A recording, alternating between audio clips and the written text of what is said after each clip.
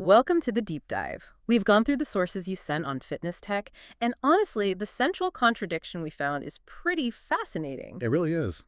So today we're going to dig into the Polar Loop fitness tracker. We're looking at brand legitimacy versus the surprisingly mixed reality of what users actually experience. Yeah, we're trying to cut through the marketing copy to see what's To what. figure out what this thing is really for. Exactly. The goal here is clarity, so you can make an informed choice.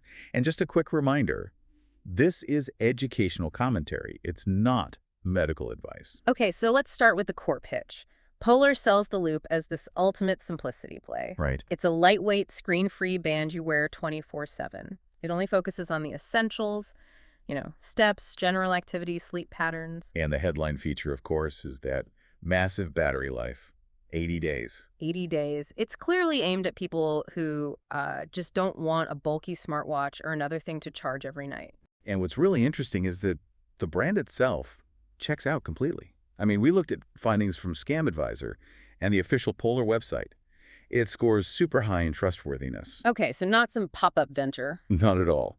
Polar is an established, known company. They have a long, stable track record in fitness tech. That strong foundation makes the user feedback all the more, compelling. Because once you move past that stability and look at real-world experience, especially reviews on sites like Trustpilot, the picture gets very balanced. Oh, yeah. You could even say it's split right down the middle. We see two very distinct groups of users. Go on. So on the positive side, you have people who just love the comfort. They say it's easy to wear all day, all night, and it's accurate enough for what they need. Just general tracking. Exactly. It's a light, non-intrusive reminder to, move more or see your broad sleep trends. But then you get to the other side. And the complaints are almost like a broken record.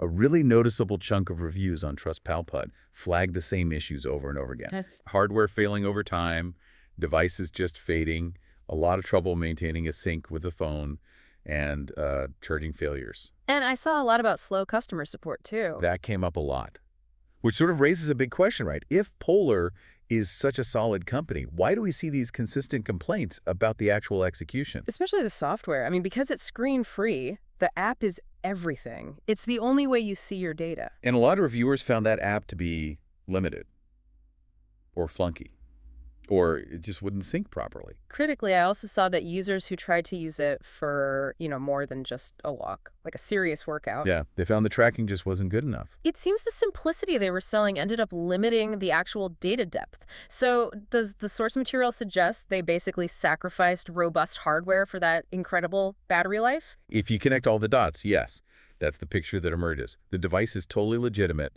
but the performance just doesn't match the promise for anyone wanting real depth. So it's a lifestyle tracker, not a performance tool. Precisely. It's built for general insights.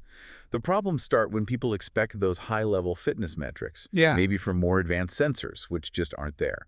The simplicity that gets you an 80-day battery is the same thing that creates the performance flaws. So what's the bottom line here? The takeaway isn't just manage your expectations. It seems to be that Polar built a pretty good lifestyle tracker, but marketed it with the feel of a more serious performance tool. I think that's fair. If you buy it, you have to understand that you are trading performance for that simplicity and, of course, the battery. Right.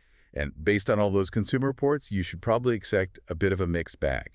A definite mix of good days and frustrating days, as one source put it. The real knowledge, then, is understanding that trade-off before you even open the box. That's it. Okay, so here's a final provocative thought for you to consider.